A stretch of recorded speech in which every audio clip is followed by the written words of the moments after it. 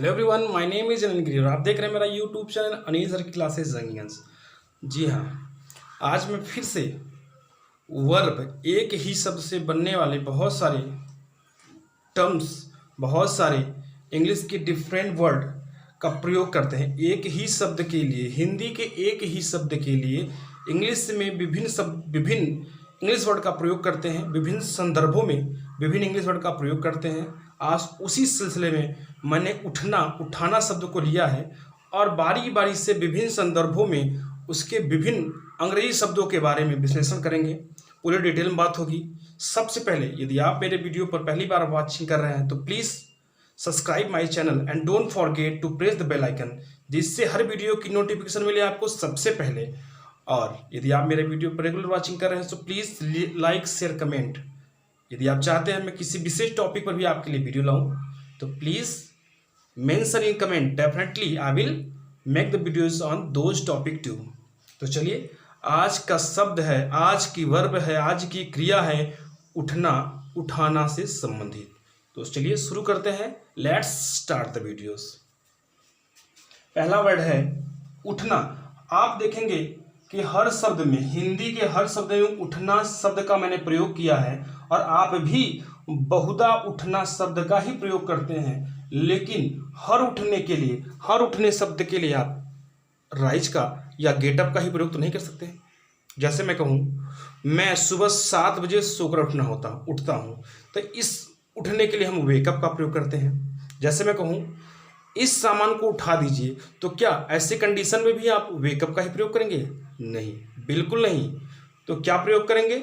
अभी हम इसके बारे में सविस्तार जानकारी आपको देंगे। कुछ और वर्ड्स, जैसे कहा जाए रोगी अब हाल ही में उठा है। यहाँ उठने का तात्पर्य है कि उसने बीमारी से अभी हाल ही में रिकवर किया है, अभी वो ठीक हुआ है। तो ऐसे उठने के लिए हम वेकअप का प्रयोग तो नहीं कर सकते। ऐसे इन सभी शब्दों के लिए अलग अलग अंग्रेजी के भाषा में शब्द हैं, उन्हीं के बारे में हम चर्चा करेंगे। तो पहला वर्ड मैंने लिया है गेटअप। गेटअप का मतलब होता है उठना। गेटअप का मतलब होता है उठना, यानी बिस्तर छोड़ देना, यानी सो कर जब उठते हैं हम, ऐसे उठने के अर्थ में गेटअप का प्रयोग करते हैं। बिस्तर से उठने के संदर्भ में हम गेटअप का प्रयोग करते हैं। जैसे I get up at 4 o'clock, मैं सुबह 4 बजे उठता हूँ। यहाँ कहने का मतलब है मैं सो कर उठता हूँ, यानी गेटअप का मतलब होता है सो कर उठना, यानी जब हम सो कर उठते हैं तो उसके लिए हम गेटअप शब्द का प्रयोग करते हैं। जैसे कहा जाए मोहन 7 बजे सोकर उठता है। Mohan gets up at 7 o'clock। मेरी माँ 3 बजे सोकर उठती है। My mother gets up at 3 o'clock। तो जब भी सो के उठने की बात होगी तो आप गेटअप का प्रयोग करें। नेक्स्ट वर्ड टर्म है रिकवर फ्रॉम इलनेस।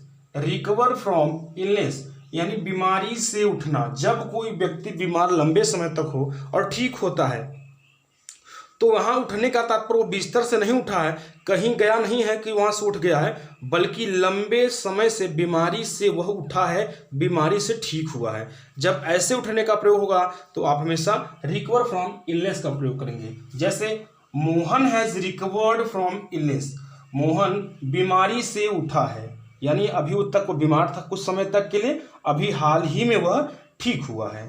नेक्स्ट हमने वर्ड लिया है उठना के लिए राइजिंग। राइजिंग का मतलब होता है जब कोई चीज नीचे से ऊपर उठे तो वहां पे राइजिंग का प्रयोग करते हैं। जब कोई चीज नीचे से ऊपर जाए तो वहां पर राइज वर्ड का प्रयोग होता है। जैसे वेव्स आर राइजिंग, लहरें उठ रही हैं।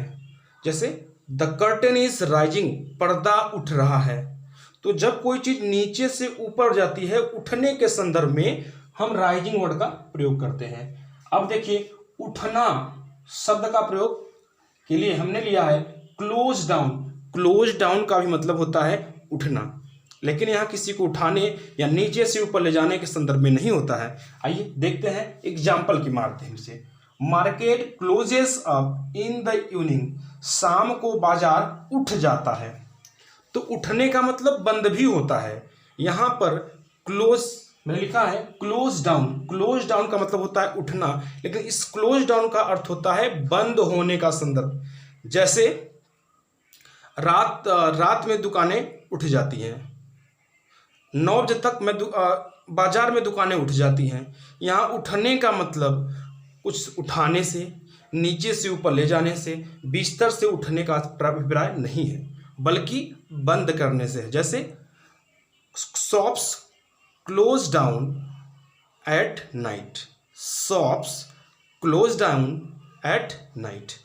चलिए, ये था कुछ टर्म्स। सबसे पहले आप इसका स्क्रीनशॉट लें, फिर आगे के उठना से संबंधित शब्दों पर मैं चर्चा करता हूं। सबसे पहले आप स्क्रीनशॉट लें। उम्मीद करता हूं आपने स्क्रीनशॉट ले लिया होगा।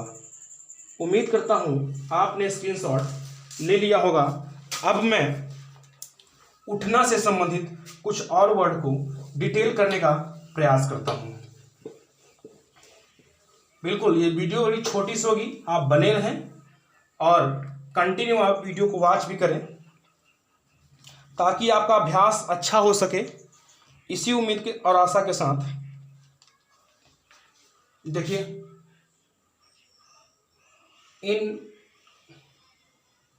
इन बडिंग यूथ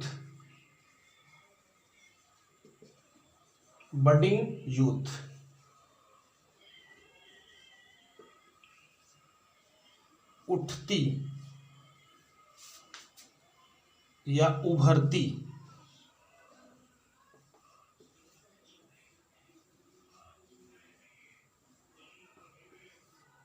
जवानी।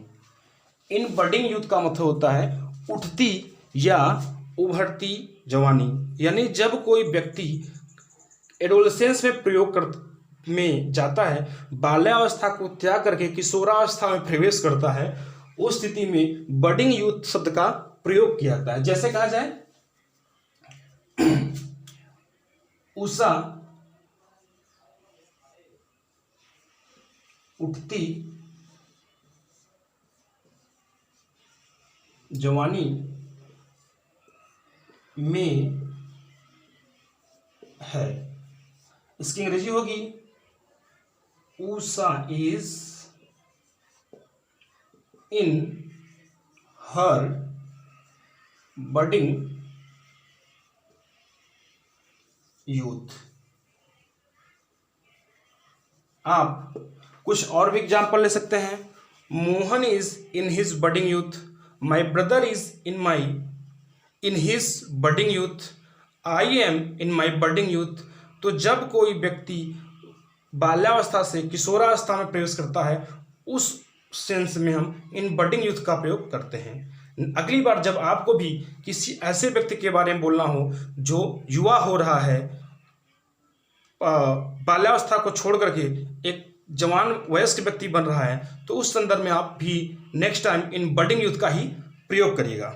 उम्मीद करता हूं आप मुझे समझ पा रहे होंगे। चलिए नेक्स्ट टर्म को लेते हैं उठना से ही संबंधित सेंस में। अब देखिए, नेक्स्ट वर्ड नेक्स्ट वर्ड आज का मैंने लिया है confined to bed. Confined to bed, ये नेक्स्ट वर्ड है, जो भी होगा नेक्स्ट वर्ड आपका है confined to bed. Confined to bed का अर्थ होता है उठना बैठना बंद होना। कन्फाइंड टू बेड का मतलब होता है उठना बैठना बंद होना। उठना बैठना बंद